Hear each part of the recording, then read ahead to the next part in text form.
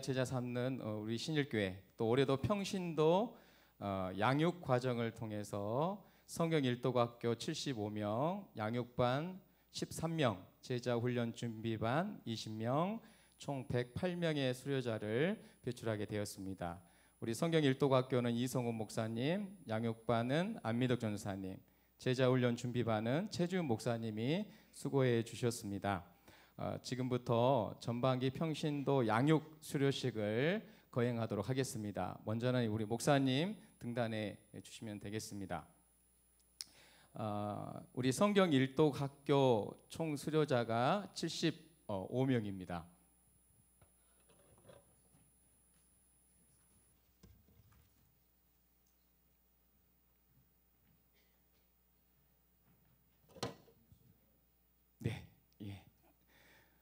제2기 성경 일독학교 구약반인데요.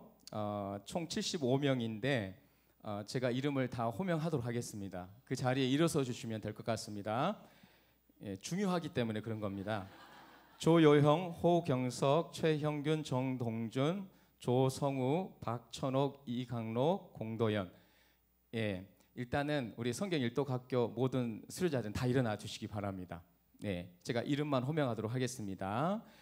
천명숙, 장은자, 이종선, 이정란, 김경숙, 권소윤, 모상희, 윤영애, 김효정, 이영애, 이문주, 정은선, 최은정, 정유진, 정현서, 최지유, 천은경, 조혜인, 신복순, 이효진, 이예준, 최은영, 문미자, 김옥래, 최윤숙, 한성나, 박진희, 박영희, 황현정, 김금숙, 김미숙, 정주영, 백교영, 유상미, 김경미, 김영숙, 윤형숙, 윤보경. 75명 대표로 우리 박천옥 집사님 수료하시겠습니다. 앞으로 나와주시면 될 것 같습니다. 수료증 2-1 위 사람은 본교회 성경 일독학교 구약 모든 과정을 수료하였으므로 본 증서를 수여합니다. 주 2017년 7월 23일 대한예수교 장로회 신일교회 담임 목사 이권희. 박수로 축하해 주시기 바랍니다. 우리 성경 일독학교 또 수료자를 축하합니다. 앉아주시면 될 것 같습니다. 제9기 양육반은 13명 수료했는데요. 먼저 일어서시길 바랍니다. 우리 양육반 수료자 13명 호명하겠습니다. 김동숙, 손윤정, 엄덕용, 이은춘, 이현주, 임경숙, 조난희, 김미숙 씨, 김영아, 오지희, 이수연, 이율래, 김창숙. 대표로 이율래 집사님 나오시겠습니다.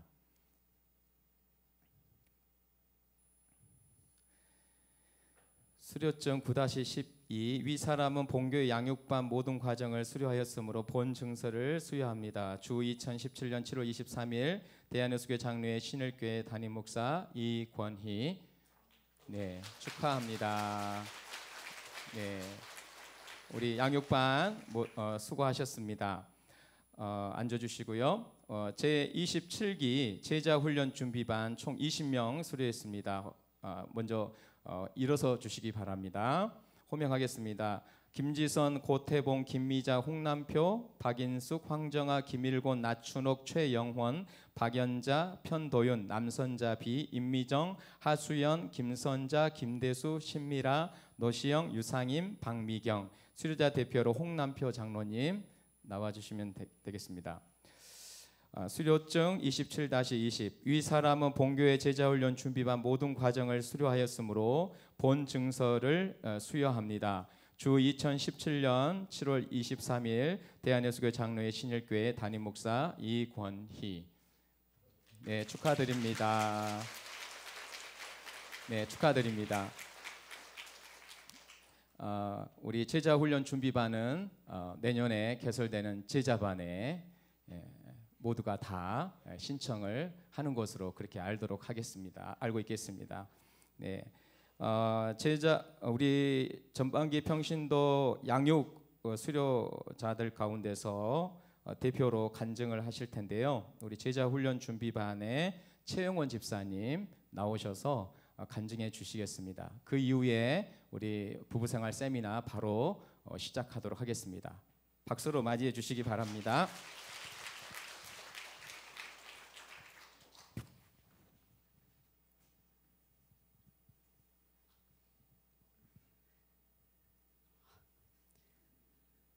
안녕하세요. 저는 이번 17년 상반기 제자훈련반을 마친 1-34목장의 최영원 집사입니다. 먼저 자격 없는 저를 이 자리에 세우셔서 함께 나누게 하심을 감사드리고 오직 하나님의 영광만이 드러나는 시간이 되기를 원합니다. 지난 15주간의 제자훈련 준비반을 되돌아보면 잘 마쳤다는 생각에 감사하기도 하고 벌써 아쉽고 그리운 마음이 듭니다. 사실 제자훈련 준비반을 시작하기 전에는 저는 영적인 밤 상태였습니다. 하나님의 자녀로 살아내지 못하는 스스로의 모습에 대한 낙담을 넘어선 무기력과 남편 사업의 경영난으로 인한 어려움, 아이들에 대한 스트레스, 그 무엇보다 하나님을 향한 마음의 갈급함이 느껴지지 않은 황폐해져 있는 제 마음에 지푸라기라도 잡는 절실한 마음으로 훈련에 등록을 하였습니다.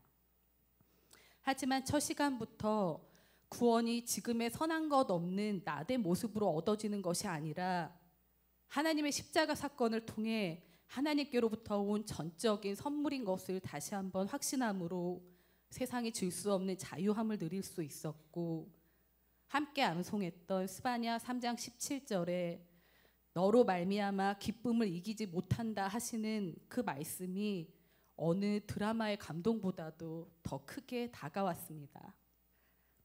또한 저의 어린 시절을 뒤돌아보게 하시며 저도 미처 깨닫지 못했었던 상처를 만져주시고 삶이 예배가 되어야 한다는 말씀을 적용해서 매일의 시간 가운데 나만의 무화과 나무 아래에서 주님과 교제하고 나누었던 행복한 시간들이었습니다. 그러나 훈련 기간 동안 여러 가지 어려운 일들이 생겼습니다.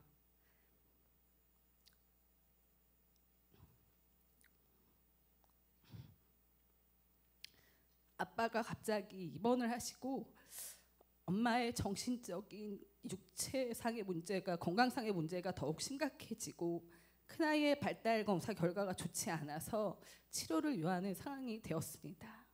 저의 건강 상태도 갑자기 심해진 디스크 때문에 움직일 수조차 없는 등 여러 가지 심각한 문제들이 한꺼번에 다가와서 사방을 가로막고 있어서 아무리 몸부림쳐도 낙담되고 무너져 내리는 마음에서 빠져나오지 못할 때가 있었습니다. 그러나 바로 그때 만나주신 하나님을 잊을 수가 없습니다. 원래 나로서는 할 수 없는 생각이었는데 하나님 만져주심으로 그 문제 안에 갇혀있는 것이 아니라 지금 이 고난으로 나에게 말씀하고 싶으신 것이 무엇일까 라는 생각이 들면서 나의 삶의 주인은 하나님이십니다 라는 고백을 넘어선 담대한 선포를 할 수 있었고, 그리 아니하실지라도 나는 아버지 안에 있는 것임을, 아버지가 광야의 이스라엘 민족을 이끌어 가신 것처럼 지금의 나도 이끌어가고 계심을 믿습니다 라는 원래 나의 모습에서는 꺼낼 수 없는 자유와 평안을 누리게 하셨습니다. 그리고 큰아이의 검사 결과가 나오던 날 마음에서는 그 전과 같은 반응, 낙담하고 걱정이 앞서는 마음이 생겼지만 그 전주에 제자훈련 준비반에서 나누었던 내 몸이 거룩한 산 제물임을, 내 삶 자체가 삶 속에서의 교회이고 영적 예배라는 그 말씀이 기록된 활자로의 말씀만이 아니라 내 삶 속에서 살아있는 말씀이 되었습니다.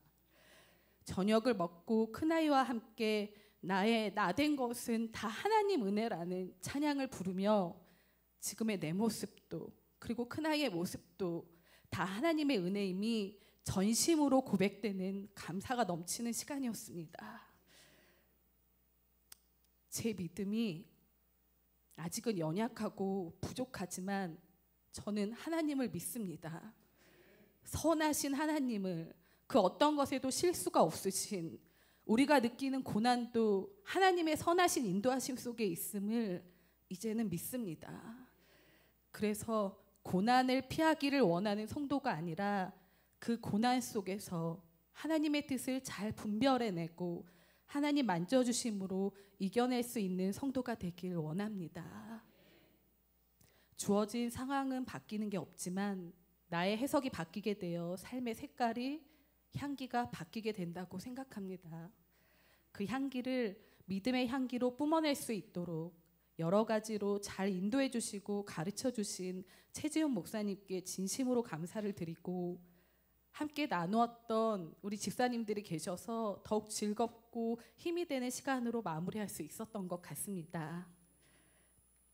뒤돌아보면 그 15주간의 시간들이 첫사랑을 만나는 것처럼 준비하는 시간부터 함께 나누는 시간까지 하나님을 만나는 그 시간이 너무 즐겁고 설렘과 기쁨으로 가득 찼던 시간들이었습니다. 제자훈련 준비반이 없었다면 여러 가지 어려운 시간들을 마주하고 있을 것 같습니다. 예비하시는, 감당치 못할 시험은 주지 않으시는 하나님을 전심으로 찬양하며 이 시간 주님 주신 평안함을 누립니다. 감사합니다.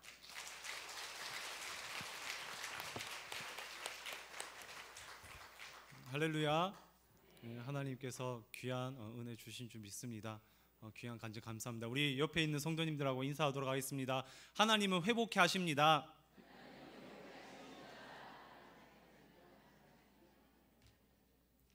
우리 말씀 한 구절 읽고 시작하도록 하겠습니다. 우리 야고보서 1장 19절 말씀입니다.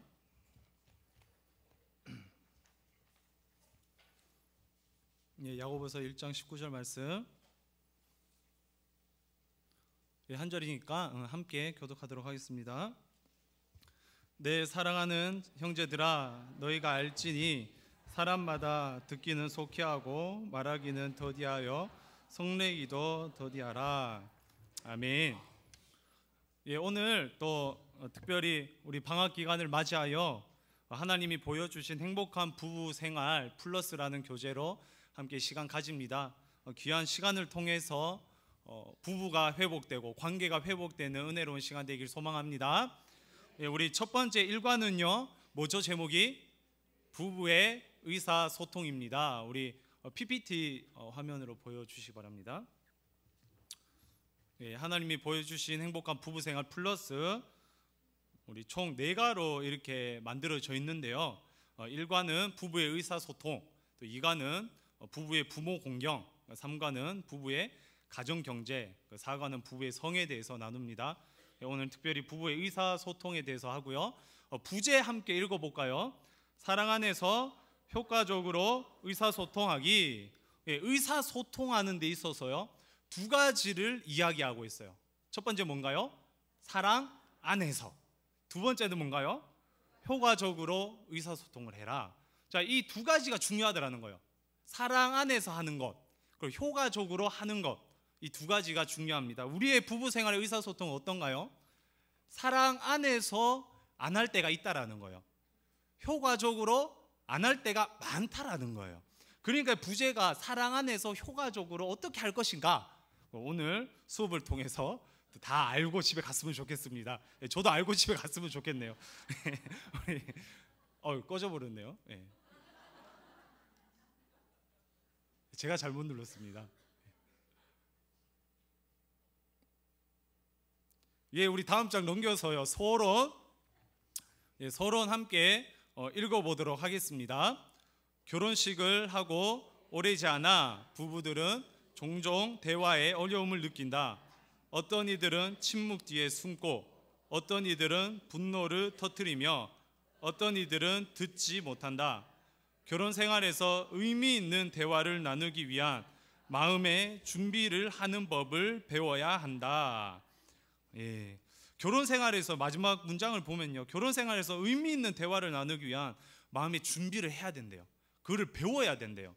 그러니까 우리의 의사소통이 어떻다고 하나요? 어떤 이들은 침묵 뒤에 숨는다. 첫 번째는 침묵 뒤에 숨는 사람들이 있어요. 화가 나거나 해결돼야 되는 문제가 있는데 침묵 뒤에 숨어버리는 거예요. 말을 안 하고 입을 닫아버리고. 두 번째는요, 분노를 터뜨리는 거예요. 잘못된 의사표현 방식 때문에 분노를 터뜨리는 그런 사람이 있다고 합니다. 세 번째는요, 듣지 못한대요. 자기 말만 하는 거예요. 간혹 이런 사람들도 있죠, 그죠? 몇 분이 고개를 끄덕끄덕거리시는, 이렇게 세 유형이 있어요. 그런데 마음의 준비를 하는 법을 배워야 된다고 이 책에서 말씀하고 있어요. 그러면 18페이지 넘어가서요. 우리 책 있으신 분들은 18페이지 넘어가서 여기 자기 점검이라는 게 있습니다. 그러니까 우리 가정에 그리고 나의 의사소통은 몇 점인가, 과연 몇 점인가 한번 살펴볼게요. 결혼 생활에서 의미 있는 대화를 나눌 때 성공과 실패를 좌우하는 핵심은 바로 태도에 있다. 이 평가를 통해 당신이 결혼 생활에서 대화라는 과제를 얼마나 잘 해내고 있는지를 알아보라. 명심할 것은 결혼 생활의 큰 그림을 바라보면서 평가 결과를 받아들여야 한다는 것이다. 그러니까 내가 점수가 낮아도 그를 받아들여야 된다는 거예요. 그러면 당신이 배우자와 건강한 대화를 나누기 위해 할 수 있는 일을 찾아낼 마음의 준비가 더 잘 될 것이다. 부부들이여, 결혼 생활에서 건강한 대화를 즐기고 있는가? 즐기고 계시나요? 아내와 남편과 대화를 할 때 즐겁나요? 주여. 즐거워야 되는 거예요. 오늘 세미나를 통해서 즐거워지길 소망합니다. 한번 우리 A부터 H까지 총 8문항이 있는데요. 1점부터 7점까지 줄 수 있어요. 7점이 높은 점수입니다. 그래서 A 읽어보시고 1점부터 7점까지 한번 매겨보세요. 그래서 A 질문에는 내가 몇 점인지, B 질문에 내가 몇 점인지, 우리 책 없으신 분들은 옆에 있는 분들이랑 같이 이제 나눠보셔서 한번 적어보시기 바랍니다. 예, 시간 드릴게요.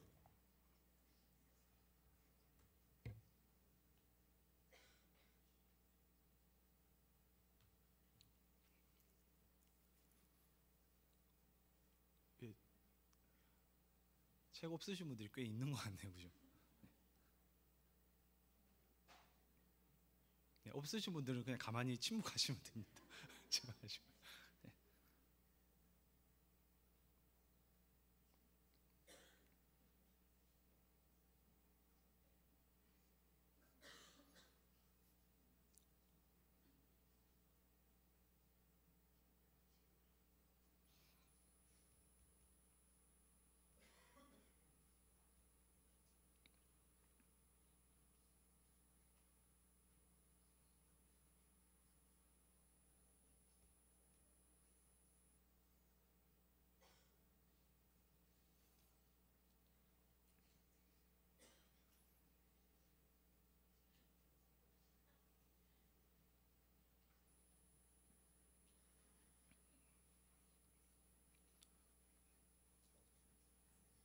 자, 점수를 다 하고 더하시면 돼요. 더하시면 8점부터 56점까지 다양하게 점수가 나올 겁니다.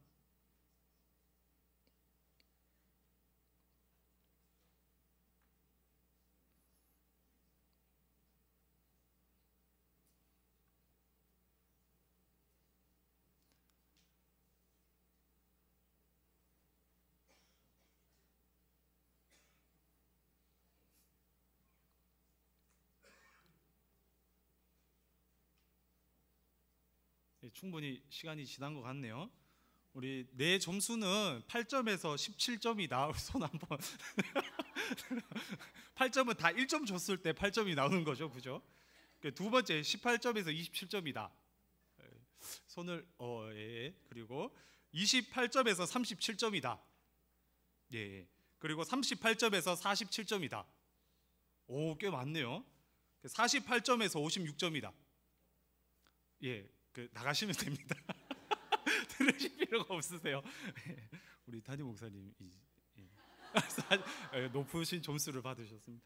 자, 우리 저번에 한번 담임 목사님 설교 시간에 수미양가의 뜻에 대해서 얘기를 했죠. 우리 8점에서 17점 나오시면요, 가능성이 있다는 거예요. 그리고 두 번째는 우리 양, 좋다는 겁니다. 그 다음에 뭐 이렇게 제일 뛰어날 수, 예, 그렇죠. 그래서 우리가 점수가 가망성이 있다라는 거, 우리가 점수를 올릴 수 있다라는 거, 그렇게 봤으면 좋겠어요.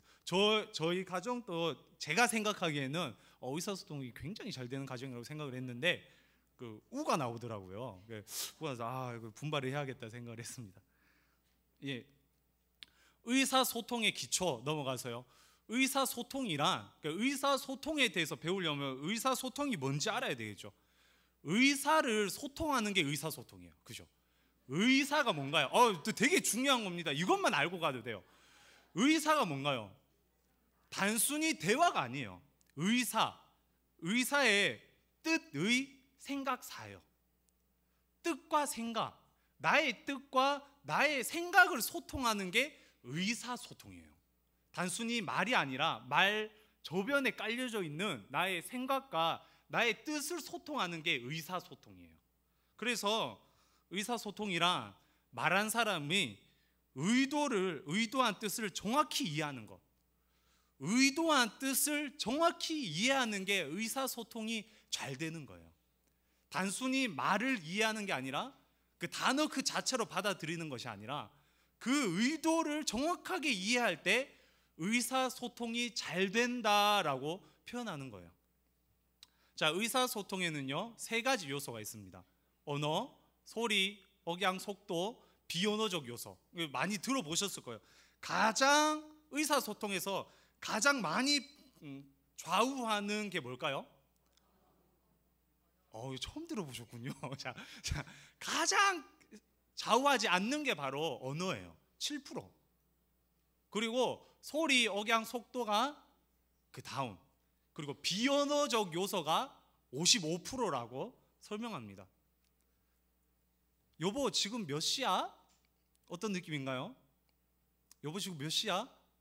출근 시간이 돼서 몇 시인지 물어보는, 잠결에 몇 시인지 물어보는, 여보 지금 몇 시야? 이건 어떨까요?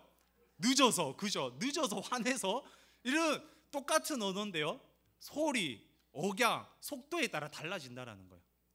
제가 가끔씩 이렇게 신방을 하다 보면요 성도님들 중에 이렇게 팔짱을 끼고 등에 붙이고 계신 분들이 계세요. 이런 분들은 어떤가요? 비언어적으로 아직 마음이 열려있지 않았다라는 거예요. 이런 경우에 어떻게 돼요? 이런 사람과 대화를 하려면 어떻게 돼요? 어떻게 해야 될까요? 제가 먼저 이렇게 다가가야 돼요. 책상에 팔을 올리면서 이렇게 더 집중을 해야 됩니다. 비언어적 요소가 참 중요하다라는 거예요. 똑같은 말을 하더라도요 우리는 소리, 억양, 속도를 통해서 그 언어를 해석하고 비언어적인 요소를 통해서 그 사람의 생각과 뜻을, 의사를 알 수 있어요. 그런데 우리는 어떤가요? 우리는요 언어에만 신경을 써요. 나 괜찮아. 나 밥 안 먹어도 괜찮아. 괜찮아. 진짜 괜찮은 거예요? 아니죠. 근데 언어에만 신경 쓰지 말고 우리는 소리, 억양, 속도, 비언어적인 요소에 집중할 수 있어야 돼요. 그리고 그것을 우리가 표현할 수 있어야 돼요. 자, 그래서 이 3가지 요소를 통해 자신의 뜻과 생각을 전달한다라는 겁니다. 근데 이 언어, 소리, 억양, 속도, 비언어적 요소로 우리는 전달을 하는데 상대방은 뭐만 듣게 돼요? 언어만 듣게 돼요. 그래서 의사소통에 문제가 생기는 겁니다. 반대로 상대방이 언어로만 말하고 있는데 소리, 억양, 속도, 비언어적인 요소로 우리에게 메시지를 보내고 있어요. 팔짱이 이렇게 낀다든지 불안해서 손을 떤다든지 반응을 보이고 있어요. 이거를 파악하지 못하면요 그 사람의 그 의사를 알 수가 없어요. 이것을 우리가 예민하게 바라보는 게 의사소통이라는 것입니다. 자, 의사소통의 수단이 되는 말, 성경에서 말에 대해서 묘사가 나오는데요 첫 번째 말과 재갈이에요. 말을 몰 때 뭐가 있어야 돼요? 재갈이 있죠. 말을 몰 때 재갈이 있어요. 우리의 의사를 이끌어 가는 데는 말이 필요하다라는 말입니다. 말이 필요합니다. 그리고 배와 키, 배를 움직이는 것이 뭐예요? 키예요. 우리의 의사를 움직이는 것이 말이라는 거예요. 그리고 3번째, 자랑하는 혀. 이와 같이 혀도 작은 지체로 돼 큰 것을 자랑하는 도다. 이 부분을 3번역으로 봤어요. 우리 같이 한번 읽어볼까요? 혀도 몸의 작은 지체이지만 엄청난 일을 할 수 있다고 자랑을 합니다. 이 말이란 게요 엄청난 일을 할 수 있다라는 거예요. 마음이 상한 사람에게 그 위로의 말을 전할 수 있고 아무렇지도 않는 사람에게 화병 나게 할 수도 있는 그것이 바로 말이라는 거예요. 자, 그리고 불같은 혀, 온몸을 더럽히고 삶의 수레바퀴를 불사르는 것이 바로 말이라는 거예요. 그리고 의사소통이라는 겁니다. 그리고 죽이고 살리는 혀, 우리 이 말씀 한번 읽어볼까요? 죽고 사는 것이 혀의 힘에 달렸나니 혀를 쓰기 좋아하는 자는 혀의 열매를 먹으리라. 아멘. 죽고 사는 것이 어디에 달려있다고요? 혀의 힘에 달려있다. 이렇게 얘기하셨어요. 말 한마디로 천냥 빚을 갚을 수도 있고요, 말 한마디로 빚쟁이가 될 수도 있는 거예요. 이렇게 말이 그만큼 중요하고 큰 일을 할 수 있다는 겁니다. 그리고 검 같은 여, 다른 사람에게 상처를 줄 수 있는 것도 말입니다. 이렇게 의사소통, 말, 이것이 바로 너무 중요하고 우리의 삶의 현장에서요, 이 서로의 그 생각과 그 대화를 할 때, 특히 부부 관계에서 의사소통이 참 중요하다라는 것을 성경이 말씀해 주고 있는 거예요. 자, 두 번째로 이 말의 특성. 그렇다면 말의 특성이 뭘까요? 첫 번째, 초월성. 따라해 볼까요? 초월성. 이 말이 어떤 말이냐면요, 말 자체가 아니라 뛰어넘는 그 의미가 있다라는 거예요. 아까 얘기했듯이 나 괜찮아 라고 하는데 괜찮지 않은, 너 지금 몇 시야? 몇 시인지 물어보는 것이 아닌 왜 이래 늦었어라고 그 의미를 담고 있는, 말 그 자체가 아닌 더 큰 의미가 있는 것이 바로 말이라는 거예요. 그리고 두 번째, 필요성. 말이 이렇게 중요하니까 말을 안 하면 되나요? 안 되죠. 말을 해야 되죠. 말이 필요하다라는 거예요. 말을 통해서 빚을 갚기도 하고 말을 통해서 상처가 회복되기도 한다라는 거예요. 이렇게 말은 그 자체가 아닌 뛰어넘는 의미가 있고, 이것을 잘 사용할 때 관계가 더 좋아진다라고 이야기하고 있는 것입니다. 자, 그래서 의사소통의 기초 정리를 하면요, 의사소통은 언어 그 이상이다. 우리 함께 읽어볼까요? 의사소통은 언어 그 이상이다. 그래서 우리가 부부간에 대화할 때, 혹은 성도들과 대화할 때, 사람들과 대화할 때 언어 그 이상이라는 것을 기억하고 있어야 돼요. 그래서 비언어적 메시지, 소리, 억양 이런 것들을 통해서 이 사람이 어떤 말을 해주고 있나, 사랑하는 나의 아내가, 사랑하는 나의 남편이, 사랑하는 나의 자녀들이 어떤 말을 하고 있는가, 이것을 볼 수 있어야 되는 거예요. 참 보기가 힘들어요. 근데 그래서 어떤 것들이 보기 힘들게 하나, 이것이 바로 의사소통의 장애물 두 번째인데요, 전달 과정에 뭐가 생기는 것으로 인해 소음, 그죠? 소음이 생기는 것으로 인해 의사소통의 장애가 발생한다라는 것입니다. 소음이 생겨요. 의사소통을 할 때 소음이 생겨서 의사소통의 장애가 발생하는데요, 잘 되지 않는 이유에 대해서 이 책에서 나오는데요, 내가 의사소통이 잘 안 되는 이유, 우리 부부가 의사소통이 잘 안 되는 이유, 그걸 한번 체크해 보시기 바랍니다. 우리 책에 있는 거 보시면서 체크해 보시기 바랍니다.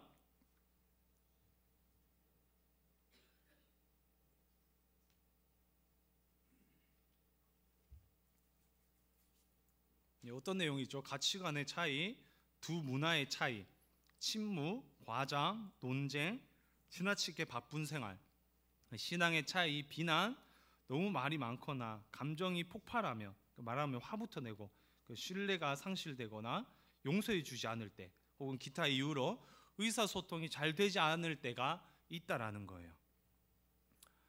탈무드 책에서요, 어떤 남성이 그 지혜 현자에게 찾아가서 우리 아내와 너무 다투고 볼 때마다 화가 나고 짜증이 납니다. 어떻게 하면 될까요? 그랬대요.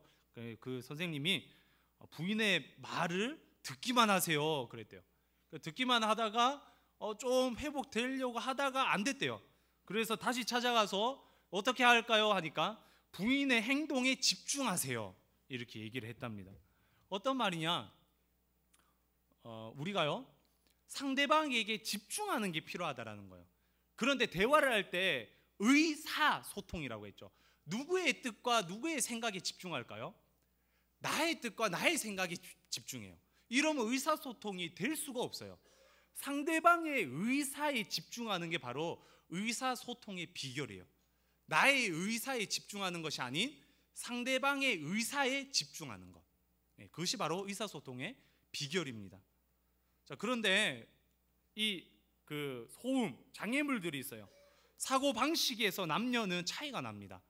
그래서 책이 예전에 있었던 책, 화성에서 온 남자, 금성에서 온 여자, 이렇게 있었죠. 언어도 다르고 중요한 것도 다르고 말하는 게 다 달라요. 자, 우리 남자 파트는 남성들이 읽고요, 여자 파트는 여성들이 읽고 한 개씩 한번 읽어보도록 하겠습니다. 남성, 논리적, 추리, 사고력. 여성, 남자, 지식, 지혜. 여자, 남자, 사회적 관점의 판단. 여자, 남자, 원칙적, 추상적, 철학적. 예. 그리고 남성, 직업을 통한 자기 실현. 예. 모험적, 떠나는 생활. 별 이유 없이 화를 냄. 객관적 시각. 가정사 쉽게 망각. 마지막에 참 주옥 같네요. 예, 자, 이렇게 사고 방식에서 다르다라는 거예요. 의사가 달라요. 남자와 여자는 뜻과 생각이 달라요. 원천적으로 태어날 때부터 다른 거예요. 근데 어떻게 소통이 되겠어요? 어떻게 하면 소통이 되겠어요? 그렇죠. 상대방의 의사에 집중할 때 소통이 되는 거예요. 내 의사에 집중하는 것이 아니라 상대방의 의사에 집중할 때 소통을 할 수 있는 거예요. 그리고 감각상 남녀가 차이 난다고 합니다. 남자는 시각과 후각이 상대적으로 예민해요. 남자는요, 아름다운, 꾸미는, 아내가 아름답고 꾸미는 것이 필요합니다. 그리고 아내가 좋은 향기를 내는 것이 필요해요. 아내들은요. 그리고 여자는요, 청각과 촉각이 상대적으로 예민합니다. 그래서 남성들은요, 다정한 말, 그리고 상대방에게 집중하고 있다라는 것을 잘 보여줘야 돼요. 그리고 부드러운 접촉을 해야 됩니다. 부드러운 접촉을. 포용하는 포옹을 해야 돼요. 포용하는 포옹. 그것이 바로 여자가 예민해, 여자를, 아내를 더 사랑할 수 있는 방법이라고요. 자, 이렇게 남자는 시각과 후각이 예민하고 여자는 청각과 촉각이 예민하기 때문에 집에 가셔서 내가 여기에 예민하니까 당신이 이거를 채워줘야 되라고 하는 것이 아니라 당신이 이게 예민하니 내가 채워주겠어라고 할 수 있는 것이 바로 의사소통이라는 거예요. 예, 그리고 마음을 가로막는 담장이 있죠. 첫 번째는 죄, 두 번째는 숨기는 것, 그리고 세 번째는 상대방 비방.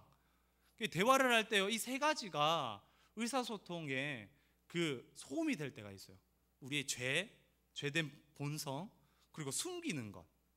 솔직하게 말하면 되는데 진실되지 못하고 숨기는 것, 그리고 상대방을 비방하는 것. 상대방을 비방하는 말이 대화를 단절시키는 주요 요인이 된다라고 책에서 말하고 있습니다.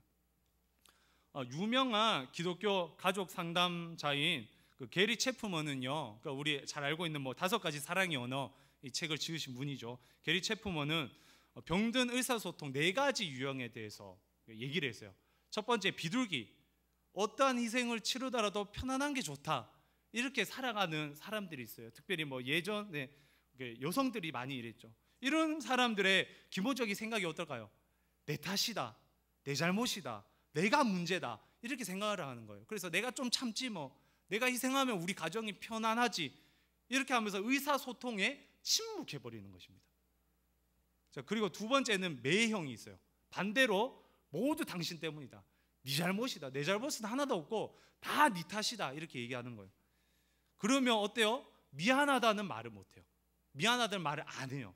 그러니까 의사소통이 단절되고 화만 나는 거예요. 자, 세 번째는 올빼미형이 있습니다. 우리 논리적으로 따져보자, 자지도 않고 따지기만 하죠. 그래서 이성적이고 판단하고 평가하고 자기의 주장을 설득만 해요. 절대 듣지 않고 자기의 말만 논리정연하게 말합니다. 남성들이 가끔 이런 경우가 있죠. 그럼 여성들은 어떻나요? 맞는 말인 것 같은데 화가 나요. 여성들이 이런 사람들 만나면 맞는 말인데 화가 나 있어요. 근데 말을 표현을 못 하겠어요. 이런 경우가 참 많습니다. 그리고 네 번째는 타조형, 피해버리는 거예요. 회피하는 거예요. 방으로 들어가거나 혹은 자기만의 시간을 보낸다거나 이렇게 방으로 회피하는 그런 사람들이 있습니다. 우리 가족은 어떤가요? 나는 어떤가요? 우리 사랑하는 아내, 남편은 어떤가요? 그리고 우리 사랑하는 자녀들은 어때요? 우리 함께 이게 좀 돌아보는 시간이 됐으면 좋겠어요. 자, 의사소통의 장애물, 이것은요, 한마디로 정리하면 우리 같이 한번 읽어보겠습니다. 우리는 때때로 나의 의사를 잘 전달하지도 상대방의 의사를 잘 전달받지도 못한다. 참 이게 핵심이에요. 우리는요, 때때로, 종종, 아니 아주 많이 나의 의사를 잘 전달하지도 못하고요, 그리고 상대방의 의사를 잘 전달받지도 못해요. 그것 때문에 장애물이 생기고 그것 때문에 소통이 안 되는 거예요. 뭐 어떻게 해야 돼요? 세 번째가 이렇게 끝나면 안 되겠죠, 그죠? 세 번째, 성경이 말하는 의사소통, 우리 어떻게 하면 해결되는지 함께 보도록 합시다. 성경적인 의사소통의 원리, 우리 함께 말씀 읽어볼까요? 내 사랑하는 형제들아, 너희가 알지니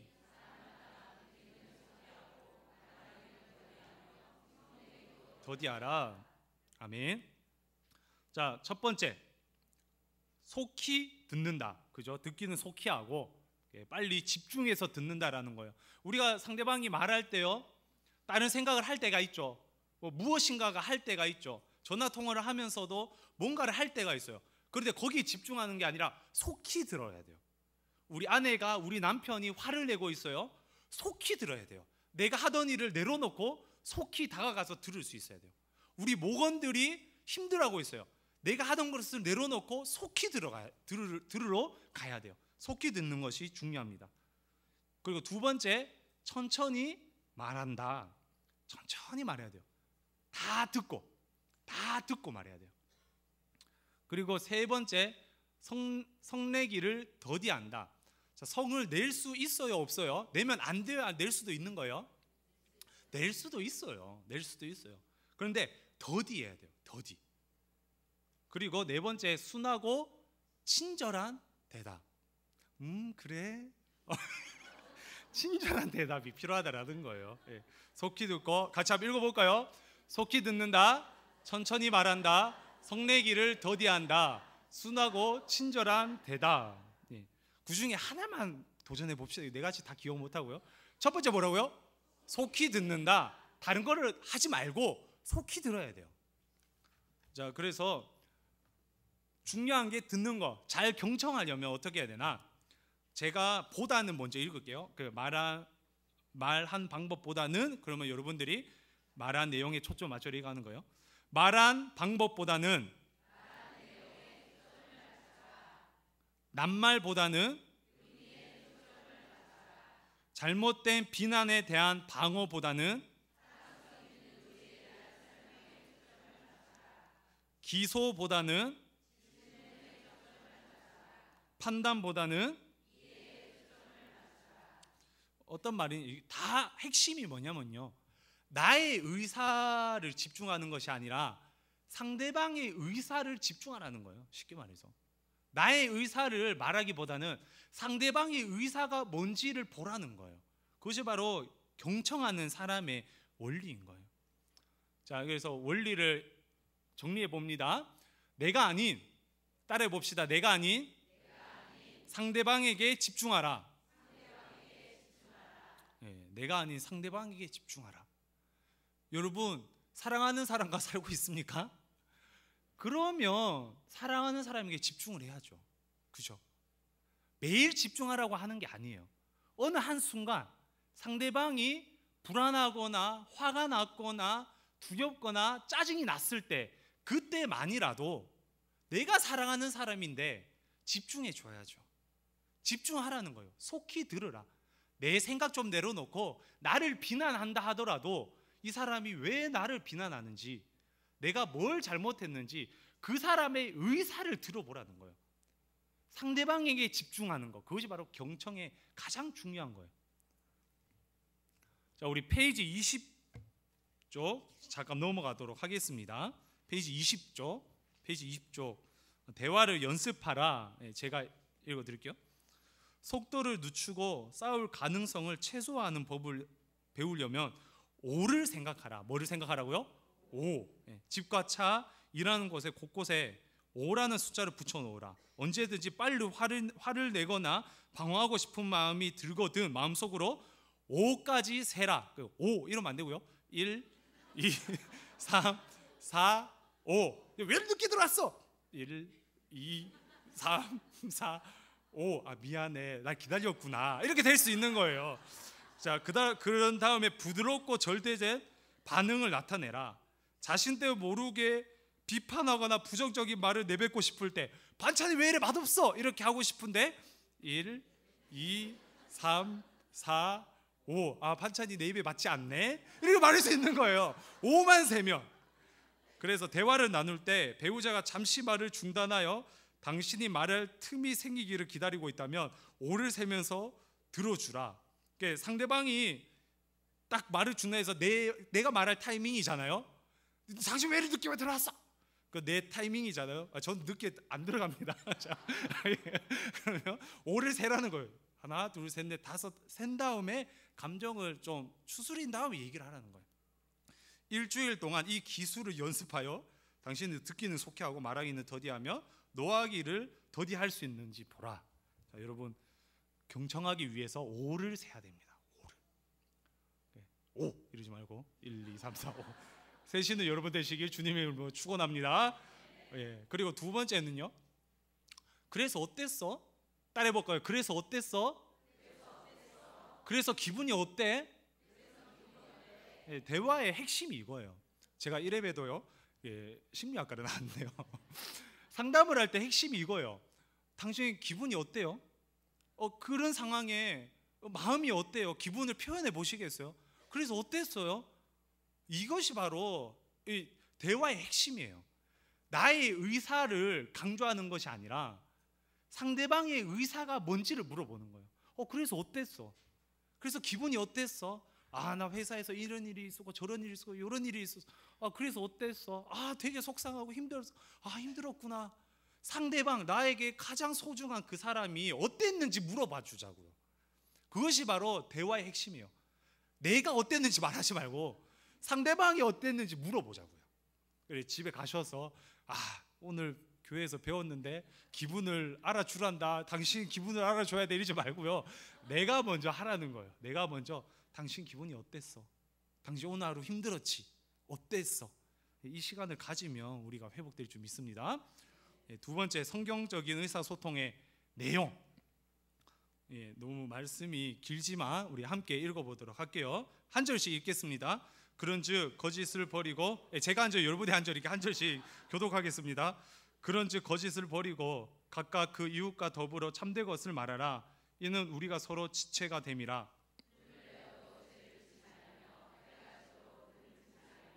마귀에게 틈을 주지 말라.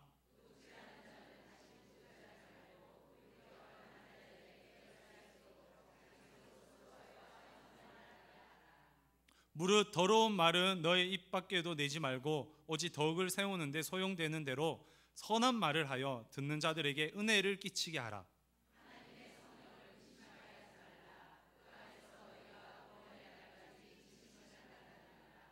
너희는 모든 악독과 노함과 분냄과 떠드는 것과 비방하는 것을 모든 악의와 함께 버리고 서로 친절하게 하며 불쌍히 여기며 서로 용서하기를 하나님이 그리스도 안에서 너희를 용서하심과 같이 하라.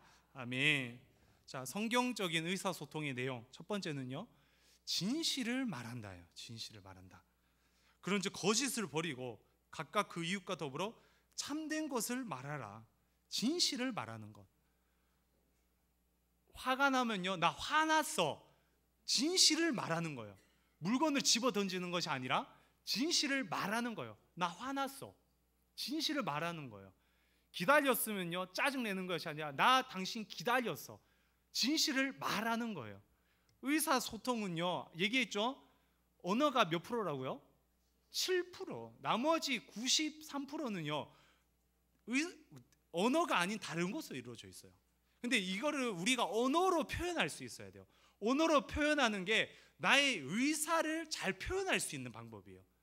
제가 화가 났으면 나 화났어. 얼굴에 뭐 속상함이 드러나는 게 아니라 나 속상했어, 이렇게 진실을 말하는 것, 그것이 바로 성경적인 의사소통이라는 겁니다.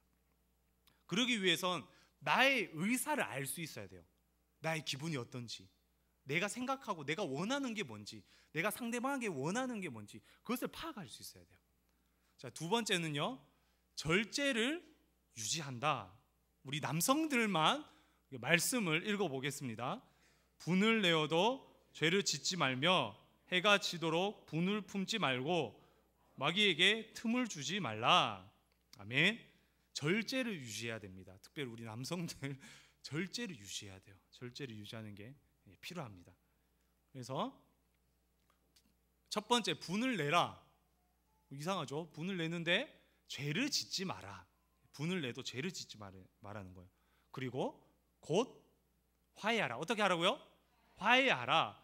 우리가 살다 보면 다툼을 할 수 있어요, 없어요? 있어요. 왜 다툼을 할까요? 의사가 달라서. 의사소통을 따지면요, 의사가 달라서 다툼을 하는 거예요. 그러면 의사를 하나로 모을 수 있어야 됩니다. 그래서 의사를 하다 보면, 의사를 나누다 보면 다툼을 하지만 화해하는 것이 중요하다라는 거예요. 해결되지 않은 갈등은 고립을 초래하고요, 분방하지 말라.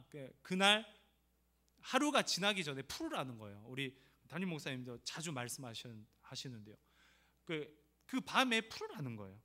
그래서 우리 고린도전서 7장 5절 말씀 함께 읽어보도록 하겠습니다. 서로 분방하지 말라.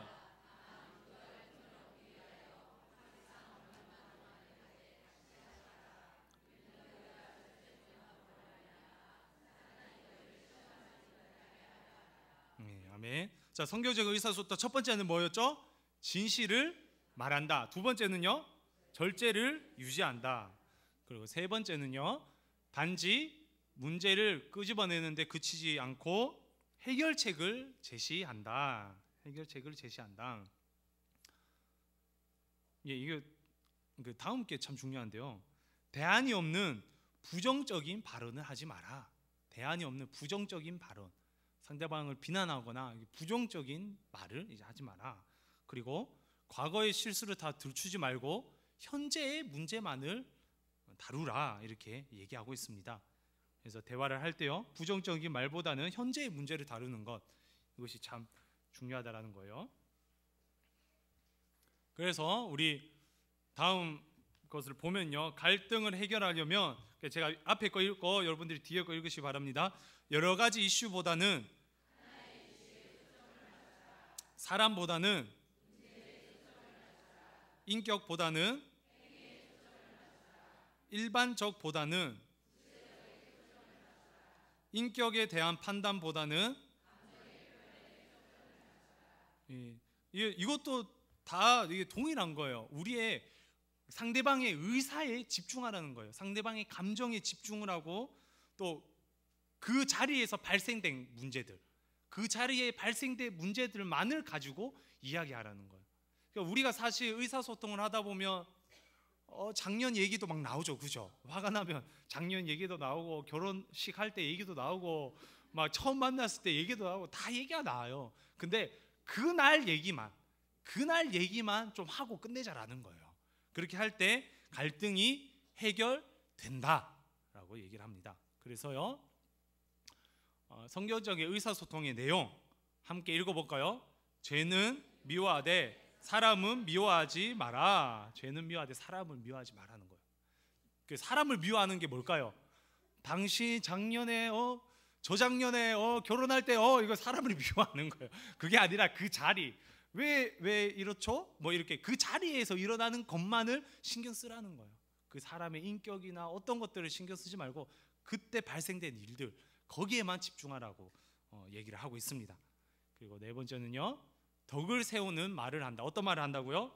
덕을 세우는 말을 한다. 우리 말씀 함께 읽어보도록 하겠습니다. 무릇 더러운 말은 너희 입 밖에도 내지 말고 오직 덕을 세우는데 소용되는 대로 선한 말을 하여 듣는 자들에게 은혜를 끼치게 하라. 근심하게 하지 말라. 그 안에서 너희가 구원의 날까지 인치심을 받았느니라. 아멘. 중요한 거는요, 첫 번째, 깎아내리는 말을 하지 마라라고 하고 있어요. 깎아내리는 말. 우리가 사실 대화를 하다 보면 아까도 얘기했듯이 과거 이야기가 나오고 죄가 아닌 사람이 미워져서 그 사람에 대해서 평가하고 이야기할 때가 있어요. 너무 사랑하는 우리의 아내, 우리의 남편인데도 불구하고 깎아내리는 말을 할 때가 있어요. 그 말이 어떤 거예요? 불만, 비난, 모욕하는 말, 이런 것들을 할 때가 있어요. 이런 것들을 하지 말라는 거예요. 그러면 어떻게 해야 되냐? 너무 미우면 어떻게 해야 되냐? 자, 두 번째, 문제에 초점을 맞추되 사람을 공격하지 말라. 계속 얘기 나오는 거죠. 문제에 초점을 맞추되 사람을 공격하지 말라는 거예요. 그래서 우리가 말하면 위험한 말이 뭐가 있어요? 부모요, 부모에 대한 이야기, 가문에 대한 이야기, 신앙, 인격, 과거에 대한 이야기, 뭐 학벌, 이런 게 될 수가 있죠. 상처, 그 사람의 상처가 되는 말들, 그 사람의 상처를 찌르는 말들, 이런 것들을 피해야 되겠죠. 그리고 세 번째, 신체에 대한 말을 피하라. 자, 신체는요, 신체에 대한 말을 피하라는 말은 바꿀 수 없는 것들에 대해서 얘기하지 말라는 거예요. 우리가 살다 보면 잘 알죠. 안 바뀌겠다는 거. 거기에 대해서 좀 말하지 말고 말하지 말라는 거예요. 신체뿐만 아니라 생활 패턴들, 이런 것들 잘 안 바뀌죠. 100번 말해도 말을 하지 말고 좀 이게 좀 참 참기가 힘들죠. 근데 그죠? 어쨌든 이렇게 성경에서도 그렇게 말씀하고 있습니다. 그리고 네 번째, 성령을 근심하게 하지 마라. 성령 근심하게 하지 마라. 그리고 다섯 번째, 덕을 세우기 위해 고려해야 할 일. 구체적으로 보면요, 우리가 말을 할 때 그럼 어떤 말을 해야 될까? 질문이 되죠. 도움이 되는 말인가? 그리고 건설적인 말인가? 긍정적인 말인가? 적절한 말인가?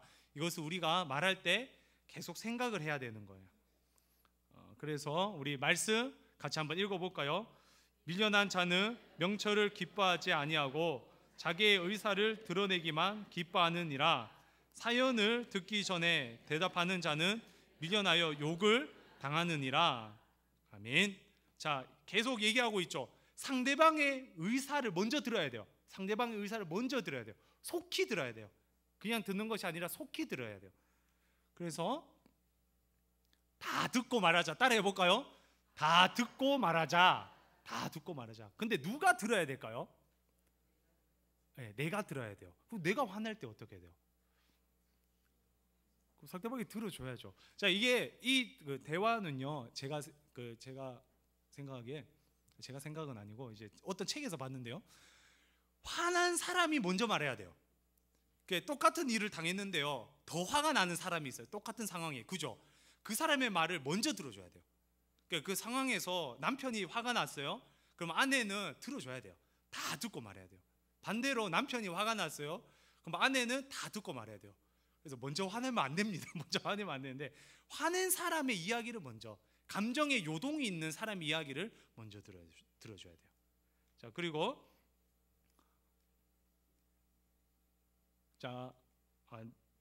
다섯 번째, 은혜로운 말인가? 우리 첫 번째 골로새서 말씀 읽어볼까요? 너의 말을 항상 은혜 가운데서 소금으로 마칠냄과 같이 하라. 그리하면 각 사람에게 마땅히 대답할 것을 알리라. 욕기요, 넘어지는 자를 말로 붙들어 주었고 무릎이 약한 자를 강하게 하였거늘. 아멘. 말은요, 힘이 있어요. 천냥 빛을 갚을 수 있는 힘이 있어요. 사람을 회복시킬 수 있는 힘이 있어요. 그게 바로 언어예요. 말이에요. 그래서 따라해 봅시다. 말이라도 예쁘게 하자. 한 번 더, 말이라도 예쁘게 하자. 두 가지 얘기를 했어요. 덕을 세우는 말에 두 가지. 다 듣고 말하자. 그리고 감사합니다. 두 번째, 말이라도 예쁘게 하자. 우리가 뭐 좋은 거 해줄 수 없잖아요. 만족스럽게 해줄 수 없잖아요.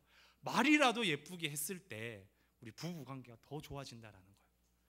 그리고 우리 성도들과의 관계도 더 좋아질 줄 믿습니다. 그래서 우리 페이지 24페이지 한번 가볼까요? 페이지 24페이지. 페이지 24페이지 제가 여기 헌신 서약 이렇게 해서 5가지가 있는데요. 그 중에 두 번째 거를 보고 은혜를 받았어요, 제가. 그래서 같이 한번 그 책 없으신 분들이 계시니까 제가 읽어드릴게요. 김동영 집사는 뒷문으로 들어오는데 누가 자기 이름을 언급하는 것을 들은 것 같다. 그는 장바온 것들을 조리대 위에 올려두고 살피려 갔다. 오민경 집사가 여 집사님 그 아내인 거예요. 아내가 방 안에서 셔츠를 다리며 스피커폰으로 장모님과 통화를 하고 있었다. 아니 스피커폰으로 장모님이 하시는 말씀을 듣고 있었다고 하는 편이 더 낫겠다. 그 남자 집사님은 여자 집사님을 보더니 손가락을 자기 입술에 댔다. 이렇게 한 거죠. 이렇게 한 거죠. 여자 집사님이 지금 그 엄마랑 통화하니까 조용히 해 이렇게 한 거죠. 자신이 대화의 주제 중 하나라는 것을 알고 그는 엿듣기로 했다. 이게 남편이 엿듣는 거예요. 그 친정 어머님이 장모님이 이렇게 얘기하는 거예요.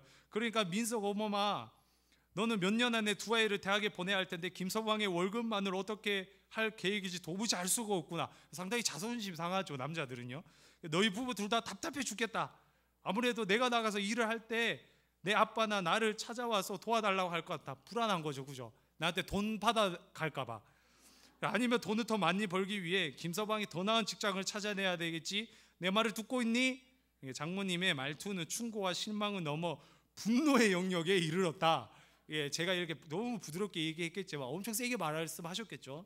그랬더니 이 여자 집사님이 뭐라고 얘기하면요, 네 듣고 있어요 엄마. 저한테 그리고 손주들한테 정말로 관심을 가져주시는 부모님이 계신 게 얼마나 기쁜지 엄마가 아셨으면 좋겠어요. 저한테는 정말 중요한 거예요 엄마. 이렇게 그 엄마의 의사를 정확하게 알고 그 의사에 정확하게 듣고 얘기를 해준 거예요. 엄마의 의사가 뭐였나요? 너희 남편 무능력해예요? 아니면 너희 불안해요? 불안해라는 거예요. 너 남편 직장 바꾸라고 해. 너 당장 일해. 이건가요? 아니면 너희 가정 보니까 되게 불안하다 이거예요. 불안하다라는 거예요. 너희 가정이 내가 참 신경 쓰인다 이런 말인 거예요. 그랬더니 여자 집사님이 너무 관심 가져줘서 고맙다고, 얼마나 엄마가 있어서 너무 기쁘다고 이렇게 말을 한 거예요. 그랬더니 너무 사이가 좋아지고 유순한 대답을 볼 수 있습니다. 그래서 보면요, 그는 고개를 흔들며 발꿈치를 들고 방에서 나와 토요일에 해야 할 허드렛 일을 했다. 나중에 그 여자 집사님에게 대화가 어떻게 끝나는지 물어봤대요. 아주 좋았어. 어머니의 불만을 아주 크고 부드러운 깃털 베개로 막아냈죠. 아마 그렇게 화를 내셨는데, 이거 표현력이 굉장히 뛰어나네요. 그래, 아마 그렇게 화를 내셨는데 내가 화를 내지 않은 걸 보시고 약간 멋쩍으셨을 거예요. 폭풍은 굉장히 빨리 지나갔어요. 여보, 당신도 알다시피 두 사람이 상대가 되어야 서로 싸움을 하죠. 이렇게 얘기하고 있어요. 지혜의 말이 필요해요. 지혜의 말.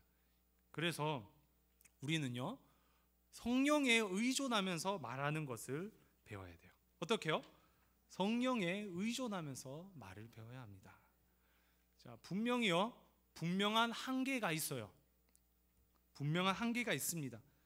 너희는 모두 낙독과 노함과 분냄과 떠드는 것과 비방하는 것을 모든 악교와 함께 버리고, 우리가 범위를 정해야 되고요, 우리의 능력은 한계가 있기 때문에 어떤 선도 있어야 되고 그런 게 있어야 돼요. 하지만 우리는 그리스도의 방법으로 반응해야 돼요. 우리 예수님께서 어떤 방법을 사용하셨나요? 예수님께서는요, 우리의 상황과 우리의 여건에 집중하셨어요. 우리의 상황과 여건에 집중하셔서 인간의 모습으로 오신 거예요. 시험을 다 우리와 동일하게 당하셨던 거예요. 우리의 눈높이에 맞추셔서 예수님께서 놓으셨어요. 우리가 예수님이 소중한 사람이니까 예수님이 우리를 볼 때 소중해요. 예수님이 우리를 볼 때 소중해요. 우리가 예수님 때문에 소중한 존재임을 알게 돼요. 나는 죄인이고 나는 아무것도 아닌 존재였어요. 우리 오늘 말씀처럼 Who am I? 내가 누구냐? 나는 죄인이었다라는 거. 근데 예수님께서 오셨더니, 예수님이 우리를 위해 십자가에 달려 죽으셨더니 나는 존귀한 자가 되는 거예요. 할렐루야. 이게 의사소통이라는 거예요. 그 사람에 집중해주고 그 사람을 존귀한 자로 여겨주고 그 사람에게 사랑을 주고. 자, 그래서 그리스도의 방법으로 내가 중요한 게 아니라 상대방이 중요하게, 나의 모습으로 다가가는 것이 아니라 상대방의 모습으로 다가가는 것, 상대방의 의사를 궁금해하는 것, 그것이 바로 그리스도의 방법으로 반응한 것인 줄 믿습니다. 그래서 친절하게 하고 불쌍히 여기고 용서를 해야 됩니다. 그리고 네 번째, 효과적인 소통을 위한 기본 원칙. 그렇다면 우리가 어떻게 해야 되냐? 어떤 원칙을 따라야 되나? 첫 번째, 배우자에 대한 연구를 하라. 연구를 해야 돼요. 연구를 해야 됩니다. 그래서 성장 배경, 이 사람이 어디에 살았고 어떻게 살았고 무엇을 하면서 살았는지 이렇게 연구를 해야 돼요. 저는 이게 경상도 사람이잖아요. 티가 별로 안 나지만 요즘은 경상도 사람입니다. 제가 신혼 때 사투리를 굉장히 많이 썼습니다. 당연히 이제 대구에서 사역하고, 근데 저희 집사람은 서울 사람이에요. 그래서 이렇게 대화를 하면요, 저는 애써서 서울말을 썼습니다. 그래서 저희 경상도 대구 표현으로 친구들하고 대화를 하면 어디고 뭐하노 이런 표현을 되게 많이 했어요. 어디고 니 어디고. 그래서 이거를 서울식으로 표현했어요. 어디니? 뭐하니? 이렇게 표현을 했어요. 저는 아직까지 이게 이해가 안 돼요. 왜 이게 화가 났을까? 근데 어느 한 달 정도 결혼하고 한 달 정도 살았는데 왜 자꾸 어디냐고 물어보냐고, 왜 그래, 내가 어디지 뭐가 중요하고 뭐 이렇게 막 얘기를 하는 거예요. 그래서 난 서울말을 썼는데, 그래서 얘기를 했죠. 왜 그게 화났냐? 이게 명령조로 들렸대요. 어디니? 이런 게 뭐 그랬던 것 같아요. 아직까지 이해는 안 되는데 어쨌든 이렇게 성장 배경을 연구해야 돼요. 성장 배경을 연구해야 돼요. 연구하시기 바랍니다. 네. 기호 음식, 뭘 좋아하는지, 그리고 어떤 습관이 있고 어떤 취미가 있는지를 봐야 돼요. 그리고 네 번째는 선천적인 요소, 약점이 무엇인지, 태어났을 때부터 약점이 무엇이고 또 신체적으로 예민한 부분이 어딘지, 이런 것들을 연구를 해야 돼요. 그래야지 의사를 알 수 있어요. 상대방의 의사, 뜻과 생각을 알 수 있어요. 그리고 당신의 대화의 수준을 파악하고 대화의 수준을 높여가라. 나의 대화의 수준을 높여야 돼요. 자, 5가지 대화 수준이 있다고 합니다. 첫 번째는요, 스치는 사이, 의사소통이 없는 사이예요. 두 번째, 간단한 사실, 알고 있는 사실만 소통하는 거예요. 밥 뭐 먹었어? 오늘 어디 갔다 왔어? 간단한 사실. 세 번째는 의견 교환. 거기에 대해서 어떻게 생각해? 그 음식점 어떻게 생각해? 이게 생각까지만 소통하는 거예요. 네 번째는요, 감정 교화. 감정에 대해서 물어보는 거예요. 그때 기분이 어땠어? 그 5번째, 투명한 대화. 기분이 어땠고, 그리고 거기에 대해서 어떻게 생각하고, 이 모든 것들이 이루어질 때 누구인지를 알게 되는 거예요. 정확하게 의사를 알게 되는 것입니다. 그래서 수준을 높여 가야 합니다. 이 수준을 높이기 위해 2가지 했었죠. 첫 번째는 5가지 세라. 1, 2, 3, 4, 5 5가지 세고, 두 번째는 그래서 어땠어? 그래서 기분이 어때? 물어보는 거예요, 상대방에게. 이게 바로 수준 높은 대화의 방법이에요.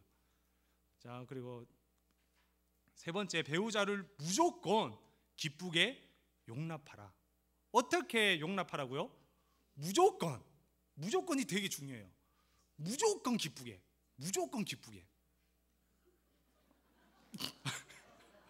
왜 웃으시죠? 잘 모르겠네요. 이 의사소통이 안 되면 웃어도 모릅니다. 자, 어쨌든 무조건적 존중이 필요해요. 부부 관계에는요. 자, 우리가 사실 삶을 살면요, 직장 생활에서 사실 교회 안에서도 조건적 존중을 받아요. 조건적 존중이 어떤 건가요? 결과에 대해, 성과에 대해 이렇게 했으니까 와, 너는 착하다. 야, 너 이렇게 잘했네. 대단해. 너 이렇게 잘했으니까 내가 맛있는 거 해줄게. 이런 조건적 존중을 받아요. 그런데 부부 관계는요, 그리고 그리스도와 우리 성도들과의 관계는요, 무조건적인 존중인 거예요. 자, 우리가 선에서 구원받았나요? 아니죠. 우리가 죄인 되었을 때 하나님께서는 우리를, 예수님 보내신 거예요. 무조건적으로 존중해 줬어요. 그런 말들이 뭐가 있을까요? 잘했어. 잘했다. 이게 아니라 잘했어. 여보 나 운전하다가 차 박았어. 아 잘했어. 그래 한번 갈 때 됐어. 이렇게 잘했어 해주는 거예요. 무조건적으로 존중해주는 거예요. 저 두 번째 뭐예요? 언제나 난 네 편이야. 아 내가 차 사고 났는데 이렇게 내가 잘못 끼어들어서 박았어. 다친 데 없어? 언제나 난 너 편이야. 괜찮아. 이게 바로 무조건적 존중이라는 거예요. 어떤 행동을 해도 존중해 주는 거예요. 소중한 사람이기 때문에. 할렐루야. 그리고 네 번째, 적합한 장소와 시간을 정해놓고 대화하라. 적합한 장소와 시간을 정해놓고 대화하라. 가장 좋은 거는요, 제가 생각하기에 가정 예배예요. 가정 예배를 할 때 일주일에 어떻게 지냈어? 일주일에 가장 기억에 남는 게 뭐야? 이렇게 물어보세요. 그래서 그때 대화를 하세요. 저도 어제 가정 예배를 이제 가족들과 약식으로 팥빙수 먹으면서 이렇게 들었는데요. 저희 아들한테 항상 물어봐요. 저희 아들이 5살입니다. 신우야, 일주일 동안 가장 기억에 남는 게 뭐야? 그걸 물어봐요. 그러면 혼자 막 말해요. 뭐 언제 했는 뭐 잘 몰라요. 뭐 어디 뭐 할머니 어쩌고 저쩌고 있었던 일도 아닌데 막 말해요. 그래도 그랬구나. 그래서 기뻤겠구나. 의미 있는 대화를 하는 그 시간을 만드는 거예요. 그래서 의미 있는 대화 시간을 가지자. 오늘 하루 어땠어? 자기 전에 오늘 하루 어땠어? 일주일 동안 한 주, 이번 한 주가 가장 좋았던 게 뭐야? 가장 감사한 게 뭐야? 의미 있는 시간을, 의미 있는 대화 시간을 가질 때 의사소통이 되는 거예요. 의사소통이. 그리고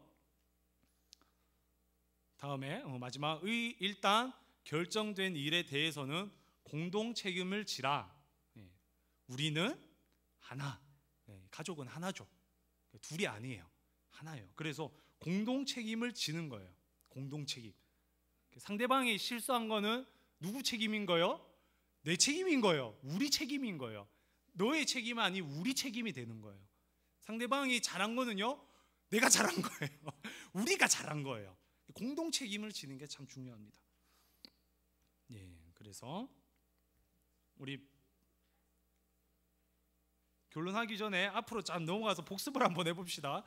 우리 자, 부부 의사소통, 부제가 사랑 안에서 효과적으로 의사소통하기. 사랑 안에서, 사랑은요 상대방에게 집중하는 겁니다. 의사에 집중하세요. 효과적으로 의미 있는 대화 시간을 만드세요. 의미 있는 대화 시간을. 그래서 의사소통은 언어 그 이상이라고 얘기를 했고요. 그래서 비언어적인 의사소통, 비언어적인 요소를 봐야 되고, 소리, 억양, 속도 이런 것도 보면서 말 자체로 받아들여서는 안 된다고 했습니다. 그리고 소음이 있다고 했어요. 소음을 해결하기 위해서, 장애물을 해결하기 위해서 배우자를 어떻게 해야 돼요? 연구해야 돼요. 그죠? 연구해야 돼요. 어디서 태어났는지, 엄마 아빠가 뭐 하셨는지, 또 학창 시절에 어땠는지, 이런 연구를 한번 해보세요. 그러면 상대방에게 더 쉽게 할 수 있을 겁니다. 그리고 두 가지 대화법이, 두 가지 상대방에게 집중하는 방법. 첫 번째 뭐라고요? 이게 5가지 세기. 그 두 번째는 그래서 어땠어? 그래서 기분이 어때? 물어봐 주는 거. 상대방에게 집중하는 거. 그런 것들이 필요하다고 했습니다. 그리고 경청했어요. 경청. 속히 들으라. 속히 듣는 거는 내 걸 내려놓고, 내가 하던 걸 내려놓고, 상대방이 화났다, 내가 하던 걸 내려놓고 속히 듣는 거예요. 집중해서 들어주는 거예요. 그러면 좋은 의사소통으로 가족이 더욱더 풍성한 사랑을 누릴 줄 믿습니다. 우리 결론 함께 읽어볼까요? 가장 소중한 사람은 가족입니다. 한 번 더 읽어보겠습니다. 가장 소중한 사람은 가족입니다. 동의하시죠? 그래서 가족한테는요, 나의 의사를 설득시키기보단 상대방의 의사에 집중해 봅시다. 그렇게 할 때 우리 가정이 더욱더 풍성한 또 의사소통으로 서로 행복해질 줄 믿습니다. 제가 잠깐 우리 광고하도록 하겠습니다. 우리 그 JGK 이번 주 수요일 수요 기도회 후에 본당에서 JGK가 있고요. 오늘 일과 부부의 의사소통 했습니다.